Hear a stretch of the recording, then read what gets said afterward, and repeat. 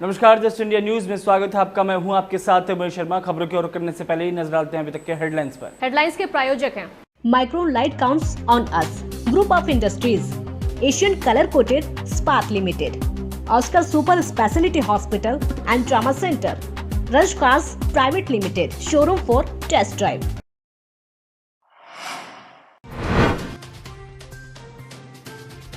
46,000 के पार पहुंचा कोरोना पीड़ितों का आंकड़ा। 24 घंटे में 195 मौत और 39 नए केस। हरियाणा में 519 पहुंचा कोरोना संक्रमितों का आंकड़ा। हरियाणा में शराब पर कोरोना सेस लगाने के प्रस्ताव को लेकर सीएम आवास पर होगी बैठक। ठेकेदारों को आबकारी फीस में रियायत दे सकती है सरकार।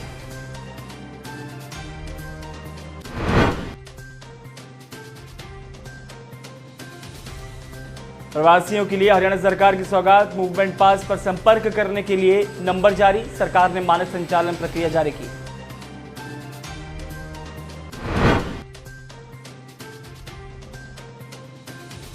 और भिवानी में सोशल डिस्टेंसिंग नहीं हुई तो दुकानों पर एसडीएम ने मारे छापे। कई दुकानों में नहीं मिले सैनिटाइजर।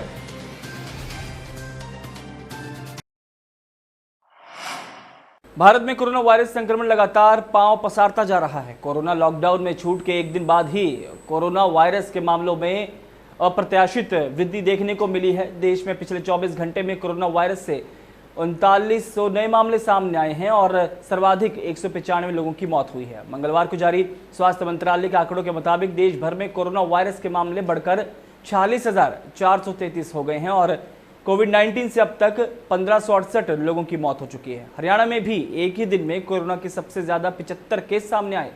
इसके चलते अब कुल मरीजों का आंकड़ा 500 के पार पहुंच चुका है। तो वहीं कोरोना की वजह से प्रदेश में 7वीं मौत हुई। फरीदाबाद में कोरोना मरीज ने दम तोड़ दिया है। सोमवार को सोनीपत और अंबाला में सबसे ज्यादा मरीज सामने आए। सोनीपत में एक साथ 29 और अंबाला में 23 मरीज मिले हैं। अंबाला में मिले मरीज डॉक्टरों के क्वार्टर निर्माण का काम करते थे।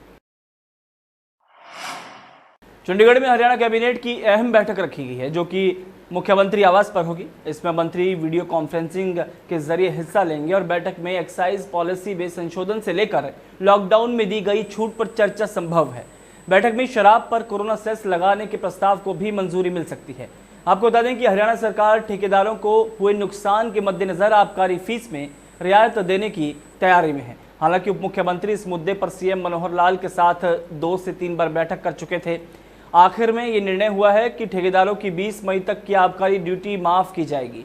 लॉकडाउन अवधि की पूरी फीस भी माफ रहेगी। कोरोना वायरस महामारी को हरियाणा में फैलने से रोकने और कम करने के लिए लगातार राज्य सरकार द्वारा प्रयास किए जा रहे हैं और इसी कड़ी में हरियाणा के आयुष विभाग द्वारा कोरोना योद्धाओं जो अपने घर से बाहर निकलकर अपनी अहम जिम्मेदारी का निर्वहन कर रहे हैं उनकी रोग प्रतिरोधक क्षमता बढ़ाने के लिए केंद्रीय आयुष मंत्रालय द्वारा जारी दिशा निर्देशों के तहत औषधियां बांटी जा रही हैं ताकि उनकी रोग प्रतिरोधक क्षमता बेहतर रहे। क्योंकि आयुर्वेद में प्रतिरक्षा बढ़ाने के उपाय घरेलू उपचार और आयुष दवाओं का उपयोग करके प्रतिरक्षा को बढ़ाने एक महत्वपूर्ण पहलू है। ऐसे ही आने वाले सप्ताह में आयुष विभाग राज्यों के सभी आशा आंगनबाड़ी कार्यकर्ताओं को कवर करेगा और उन्हें ये भी दवाएं प्रदान करेगा। आयुष डॉक्टर्स, फार्मासिस्ट और छात्रों का ऑनलाइन प्रशिक्षण सभी पहलुओं के अंतर्गत पूरा हो चुका है। इसके अलावा कोविड-19 ड्यूटी पर आयुष डॉक्टरों को भी तैनात किया गया है।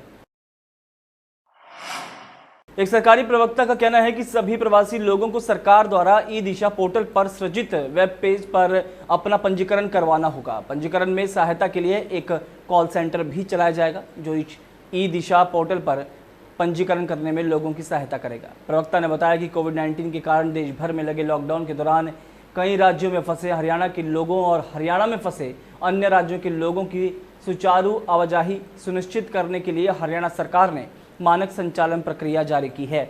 मूवमेंट पास प्राप्त करने के इच्छुक व्यक्ति नंबर 1950 पर संबंधित जिलों के नियंत्रण कक्ष से या नंबर 1100 पर राज्य नियंत्रण कक्ष से संपर्क कर सकते हैं।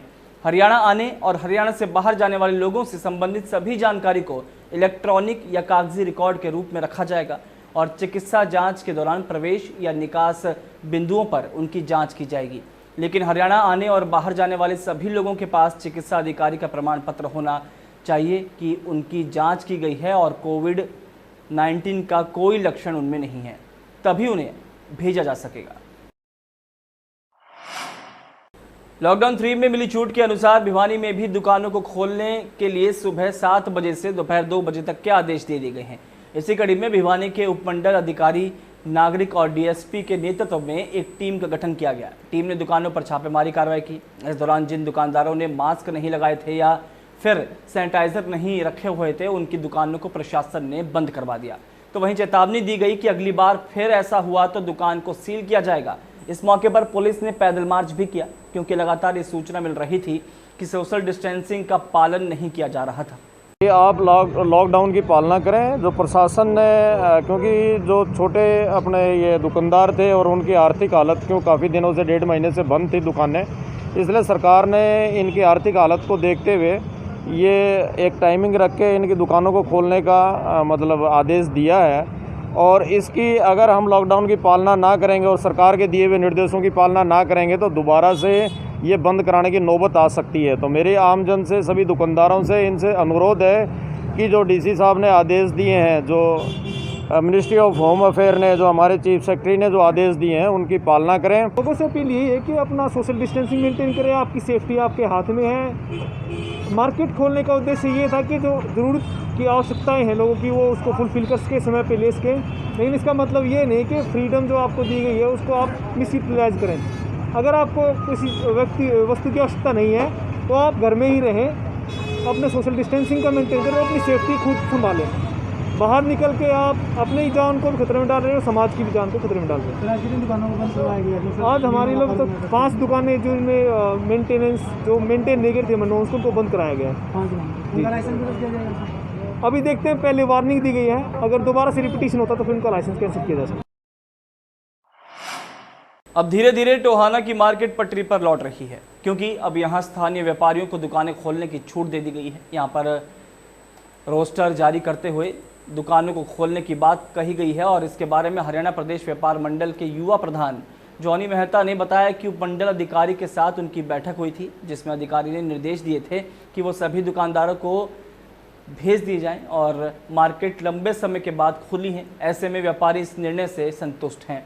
तो वहीं पुलिस कर्मचारी राजवीर ने बताया कि पुलिस मार्केट में लगातार निगाह रखे हुए है ताकि रोस्टर के अनुसार दुकानें खुलें और वाहन चालकों को भी नियम बताए जा रहे हैं। मार्केट में ऐसा है जो शेड्यूल वाइज दुकानें खुल रही हैं, सिर्फ उन्हीं को खोला जा रहा है। अगर कोई शेड्यूल के बगैर कोई दुकान खुल रहा है तो उसके प्रति कानूनी कार्रवाई जो भी अफसरान वाला के आदेश है उसके हिसाब से कार्रवाई की जाए। और कोई भी व्हीकल बाजार में अगर खड़ा मिलेगा तो उसको पहले बताया जा रहा है, अगर कोई बार बार नहीं मान रहा तो उसको इन्वॉल्व किया जाए। ऐसा है, हरियाणा प्रदेश व्यापार मंडल शाखा टोहाना की कल एक बैठक एसडीएम महोदय के साथ उनके कार्यालय में हुई थी। उस बैठक में नगर परिषद के अधिकारी और पुलिस प्रशासन के अधिकारी भी मौजूद थे। हमें जो निर्देश दिए गए थे, हमने वो निर्देश बाजार में सर्कुलेट कर दी हैं और व्यापारियों ने उसी रोस्टर के अनुसार ही आज अपनी अपनी दुकानें खोली हैं। भवानीखेड़ा के चांग गांव में स्थित अनाज मंडी में खाद्य और आपूर्ति विभाग के द्वारा किसानों के गेहूं की खरीद की जानी थी, लेकिन समय पर गेहूं की खरीद शुरू नहीं हुई तो किसानों ने मंडी में खूब बवाल काटा। लगभग 50 किसानों ने मंडी में खरीद एजेंसी के खिलाफ जमकर नारेबाजी की, लेकिन विधायक और पूर्व विधायक के हस्तक्षेप के बाद किसानों को खरीद का आश्वासन दिया गया है, जिसके बाद अब किसान शांत हुए हैं। आज 14-15 दिन हो गए खरीद होते हुए। आज मेरा नंबर आया है रणबीर सिंह का, सारा अनाज घर पे काट के गिर रखे है। इनका नंबर गया, अब भाई गेहूं लिया हो, गैस पाट आज आपका गेट पास कट चुका है, आप गेहूं ले आओ। गेहूं ले आए थे, यहाँ गेहूं नहीं ले रहे हैं जी। ऊपर से बारिश का मौसम, जमींदार मरने को जा रहा है। आड़ती कह रहा है इंस्पेक्टर लेगा जब देंगे। अब हम पेट्रोल पंप के पैसे कहाँ से देंगे, कहाँ से खाद बीज के देंगे, कहाँ से बच्चों की किताब लाएंगे। जमींदार तो बिल्कुल आंसू रो रहा है। गेहूं तो हम उतरवा लेंगे गेट पास पे, लेकिन खरीद एजेंसी अगर खरीदेगी नहीं तो ये गेहूं हमारे पल्ले पड़ जाएगा। सारा हमारे पल्ले पड़ गया तो शाम को फिर बारिश आ गई तो फिर कल मना कर जाएंगे। क्या करें, जमींदार वो तो निकल जाएगा महकमा। तो खरीद एजेंसी क्या कर रही है? खरीद एजेंसी कर रही है भाई गिल्ला गेहूं होने के खाना हम नहीं ले रहे, लेकिन ये तो आज का ताजा गेहूं है, घरों में से निकाल के ले आए सारे जमींदार। कौन सी एजेंसी खरीद कर रही है? यहाँ DFSC की खरीद है।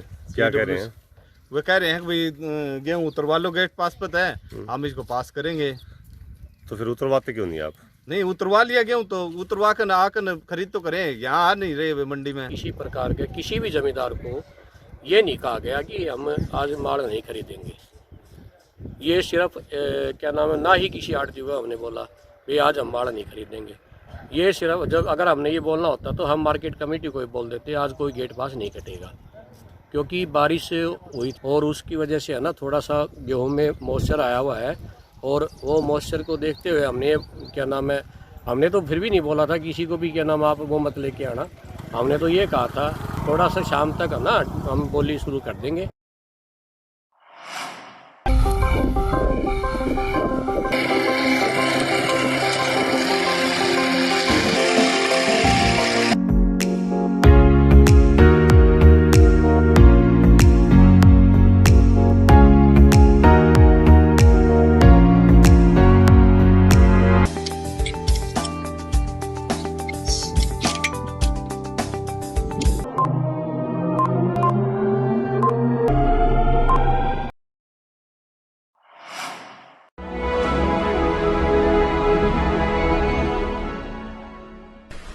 चाचा, आपने नया घर बनवाया है तो घर की छत पर कौन सी शीट लगवाई है? बेटा, मैंने अपने घर की छत पर एशियन शीट लगवाई है, क्योंकि वो कभी न मिटने वाले ओरिजिनल निशान की चादरें हैं। साथ में ISI का चिन्ह, 5 साल की वारंटी के साथ साथ पैसों का सही मूल्य देने वाली वही इकलौती शीट्स हैं। क्योंकि नाम नहीं पहचान जरूरी है।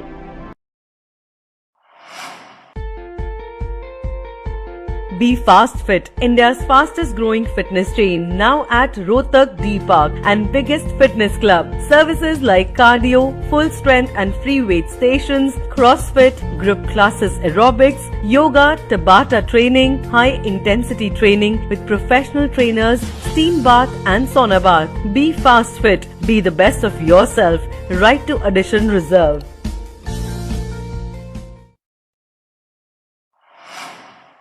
Welcome to John Wesley Convent, a prestigious, renowned and remarkable school of Rohtak. Excellent learning environment, standardized infrastructure and experienced faculty, well-formed robotics lab, well-equipped science labs, world-class computer lab, well-stocked library, digital smart classrooms, excellent sports facilities, best transport service. John Wesley Convent, a school where your search comes.